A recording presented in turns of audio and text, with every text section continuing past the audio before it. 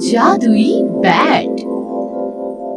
दूर एक छोटे से गांव में एक लड़का रहता था। उसका नाम था मानस।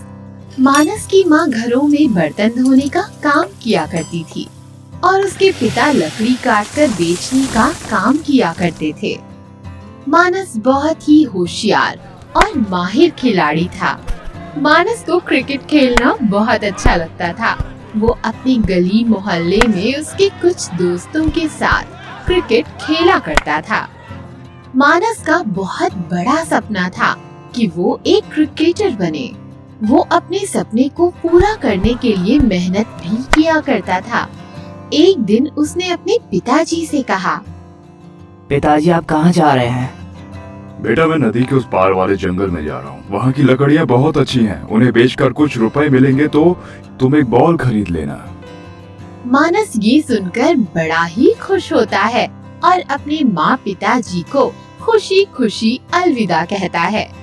मानस जल्दी से अपना पुराना लकड़ी का बैट लेकर और मोजे की बनी बॉल लेकर अपने मोहल्ले वालों के साथ क्रिकेट खेलने लगता है। कुछ दिन बाद मानस के पिता को हार्ट अटैक आ जाता है और उनकी मृत्यु हो जाती है। मानस के पिता का आखिरी सपना यही था कि मानस एक बहुत ही बड़ा क्रिकेटर बने। पर अब मानस के पिता के मरने के बाद मानस बिल्कुल अकेला पड़ गया था। ना वो बाहर खेलने जाता और ना ही वो कुछ सोच पाता। एक दिन वो उस जंगल में गया जहाँ उसके पिताजी लकड़ी काटने जाते थे।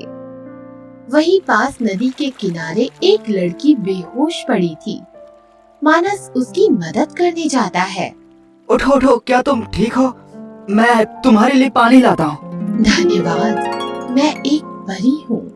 तुम कुछ उदास लग रहे हो। क्या तुम किसी दुविधा में हो? मानस परी को देखकर चौंक जाता है। मानस उसे पूरी बात समझाता है कि वो एक बहुत ही बड़ा क्रिकेटर बनना चाहता है और उसके पिताजी का वो आखिरी सपना था।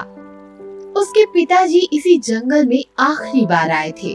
परी ये सुनकर मानस की मदद करने का विचार करती है और वो मानस को शीशम की लकड़ी से बहुत सुंदर चमचमाता हुआ क्रिकेट बैट लाकर देती है। नहीं नहीं, इसकी कोई जरूरत नहीं है क्योंकि मुझे क्रिकेट खेलना ठीक से आता ही नहीं है। घबराओ मत, ये एक जादुई बैट है।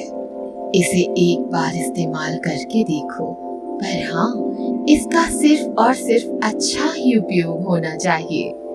किसी को हराने या नीचा दिखाने के लिए नहीं होना चाहिए।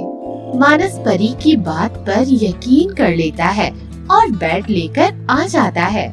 वो अपने दोस्तों को बुलाकर उनके साथ क्रिकेट खेलने को कहता है। जब उसका दोस्त उसकी तरफ बॉल फेंकता है, मानस का बल्ला हवा में उठकर उस बॉल को कसकर मारता है। मानस ये देखकर दंग रह जाता है और उसके दोस्त भी सोच में पड़ जाते हैं कि भला इतना अच्छा क्रिकेट कब से खेलने लग गया मानस। मानस को अब परी की बात पर भरोसा हो जाता है। मानस अब गली से, मोहल्ले से, गांव से, शहर से क्रिकेट खेलने लगता है और अपने गांव का नाम रोशन कर एक बड़ा क्रिकेटर बन जाता है। पर ये सब देखकर उसका चचेरा भाई दीपक बहुत जलता है और वो उसका बैट चुराने का विचार करता है। पता नहीं इस गवार को क्रिकेट खेलना किसने सिखा दिया। आजकल बड़ा ही क्रिकेटर बना फिरता है। सारा घमंड इसको इसके बैट का है। क्यों ना इसका बैट ही चुरा कर तोड़ दूं। दीपक रात को चुपके से अंधेरे में मानस का बैट चुरा लेता है और उसकी जगह एक साधारण बैट रख देता है।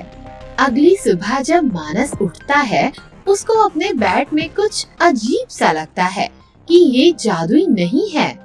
मानस इन सबको अनदेखा कर खेलने चला जाता है। जब दीपक की बारी आती है तो दीपक उस बैट को अपने मैच में लेकर खेलने जाता है और जैसे ही बॉल उसकी तरफ आती है, उसकी उल्टी दिशा में बैट चलने लगता है। वो एक भी बार पूरे मैच में गेंद नहीं मार पाता और इसी तरह दीपक की पूरी टीम हार जाती है। दीपक की इस खराब प्रदर्शन की वजह से उसे टीम में नहीं लिया जाता। दीपक को जैसे ही पता चलता है कि उसका सिलेक्शन टीम में नहीं हुआ तो वो ये सुनकर बहुत ही निराश हो जाता है और मानव से माफी मांगता है। मुझे माफ कर दो मानस, मैं अहंकार की आग में जल रहा था और अहंकार ने मुझे अंधा कर दिया। मैंने तुम्हें गलत समझा। मैंने सोचा कि तुम कभी क्रिकेट खेल ही नहीं सकते और मुझे लगा कि सारा जादू उस बैट का है, इसलिए मैंने ही तुम्हारा बैट चुरा लिया। मुझे माफ कर दो। मानव उसे माफ कर देता है और भागकर क्रिकेट के हेड एसोसिएशन से हाथ जोड़कर दीपक के लिए एक और मौका मांगता है और इस बार दीपक साधारण बैट से ही अपना गेम खेलता है और दीपक अकेले ही इतने अच्छे रन बना लेता है। ये सब देखकर हेड को खुशी होती है और दीपक को वो टीम में कैप्टन रख लेते हैं। इसीलिए हमें कभी लालच नहीं करना चाहिए और खुद पर भरोसा रखना चाहिए। दूर कहीं एक गांव में एक मेहनती लोहार रहता था। उसका नाम राम प्रसाद था। वो दिन रात बहुत मेहनत करता था और खेती करने के औजार बनाता था। उसका एक छोटा सा खुशहाल परिवार था जिसमें उसके 2 बच्चे और एक बीवी थे। एक दिन सुबह सुबह राम प्रसाद ने अपनी पत्नी से कहा, सुनो, जरा जल्दी से कुछ रोटियां बना दो, मैं बाजार के लिए निकल रहा हूँ और लगता है मुझे आने में आज रात हो जाएगी। थोड़ी देर बाद खाने के सामान और पानी लेकर वो बाजार की ओर निकल गया। बाजार का रास्ता एक घने जंगल से होकर गुजरता था। कुछ दूर जाने के बाद राम प्रसाद ने देखा कि एक बूढ़ा आदमी भगवान का नाम जप रहा था और जोर जोर से हंस भी रहा था। वो उनके पास गया और बोला, बाबा जी, क्या बात है? आप इतना क्यों हंस रहे हो? तब बाबा ने बोला, अरे बेटा राम प्रसाद, आओ, मैं तुम्हारा ही इंतजार कर रहा था। राम प्रसाद चौंक जाता है। बाबा जी कहते हैं, राम प्रसाद, क्या तुम अपने खाने में से थोड़ा सा खाना मुझे खिला सकते हो? मुझे बहुत भूख लगी है। राम प्रसाद खुशी से जवाब देता है, क्यों नहीं बाबा जी। और राम प्रसाद पोटली में से कुछ रोटियां निकालकर बाबा को खाने के लिए दे देता है। कुछ देर बाद बाबा ने राम प्रसाद से और रोटियां मांगी और राम प्रसाद ने अपने हिस्से की रोटियां भी उन्हें दे दी और बाबा से विदा लेकर वो बाजार की ओर निकल पड़ा। कुछ दूर जाने के बाद बाबा ने पीछे से आवाज दी, राम प्रसाद, ओ राम प्रसाद, तुमने तो सारी रोटियां मुझे खिला दी, अब तुम क्या खाओगे? राम प्रसाद ने जवाब दिया, बाबा जी, आप मेरी फिक्र मत करिए, मैं बाजार की ओर ही जा रहा हूँ। मैं वहाँ किसी दुकान से खा पीकर अपना पेट भर सकता हूँ। आप बिल्कुल निश्चिंत रहिए। राम प्रसाद की ऐसी बात सुनकर बाबा जी खुश हो जाते हैं और राम प्रसाद को एक हथौड़ा देते हैं और कहते हैं, ये लो, ये तुम्हारे बहुत काम आएगा और ये तुम्हारी बहुत मदद भी करेगा। ये देखकर राम प्रसाद चौंक जाता है और पूछता है, इस हथौड़े को आप मुझे क्यों दे रहे हैं बाबा जी? बाबा जी कहते हैं, क्योंकि बेटा, तुमने मुझ जैसे फकीर पर दया दिखाकर और अपना खाना देकर एक अच्छे इंसान होने का परिचय दिया है। और ये हथौड़ा कोई मामूली हथौड़ा नहीं है, ये एक बहुत ही चमत्कारी चीज है। इसे मुझे मेरे गुरुजी ने दिया था और अब ये मैं तुम्हें दे रहा हूँ। कभी भी इसका गलत इस्तेमाल मत करना और इसे कभी किसी गलत हाथों में मत पड़ने देना। ये कहकर बाबा जी अचानक गायब हो जाते हैं। ये सब देखकर राम प्रसाद वो हथौड़ा लेकर बाजार की ओर निकल पड़ता है। दूसरे दिन से राम प्रसाद हथौड़ा लेकर अपनी दुकान में काम करने लगा। जब वो हथौड़ा किसी लोहे पर पड़ता तो अपने आप बर्तन में बदल जाता। कभी खेती के औजार अपने आप तैयार हो जाते। ये देखकर गांव वाले आश्चर्यचकित हो गए। जिस ग्राहक को जैसा औजार चाहिए वैसा काम वो हथौड़ा कर देता था। राम प्रसाद भी अपने हथौड़े से बहुत खुश रहता था। एक दिन गांव के मुखिया ने राम प्रसाद को घर पर बुलाया और कहा, राम प्रसाद, तुम जानते हो गांव वालों को शहर जाने में कितनी परेशानी होती है। 2 दिन लग जाते हैं। तुम्हारे पास जो जादुई हथौड़ा है, क्या तुम उससे उस पहाड़ को तोड़ने में हमारी मदद कर सकते हो और गांव की खुशहाली क्या ला सकते हो? राम प्रसाद कहता है। क्यों नहीं मुखिया जी, मैं तो गांव के लिए कुछ भी कर सकता हूँ। मुखिया जी उसे उस पर्वत के पास ले गए। राम प्रसाद ने अपने जादुई हथौड़े को आदेश दिया। हे जादुई हथौड़े, जाओ और उस पर्वत के छोटे छोटे टुकड़े कर दो।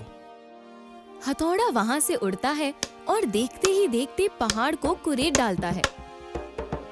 जल्दी ही गांव के लोगों ने उस जगह पर पानी और मिट्टी डालकर एक सुंदर रास्ता तैयार कर दिया। मुखिया जी ने राम प्रसाद को शाबाशी देते हुए कहा, आज तुम्हारी वजह से यह मुश्किल काम सफल हो गया। पूरे गांव को तुम पर नाज है। घर आकर राम प्रसाद के मन में एक बात आती है।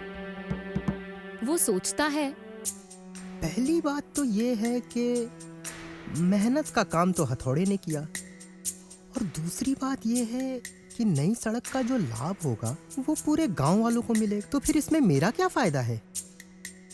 हताश होके वो दोबारा जंगल की ओर प्रस्थान करता है। थोड़ी दूर चलने के बाद राम प्रसाद को फिर से वो बूढ़ा आदमी वहीं मिलता है। राम प्रसाद उस बूढ़े आदमी को अपनी पूरी कहानी बताता है। कहानी सुनकर बूढ़ा आदमी राम प्रसाद को हथौड़े की वास्तविकता समझाते हुए कहता है, हथौड़े का प्रयोग बल से नहीं बुद्धि से होता है। वो राम प्रसाद को समझाता है कि हथौड़े की एक नहीं अनेक काम और फायदे हैं। इसके बाद से राम प्रसाद समझता है कि उसका उपयोग कैसे करना है।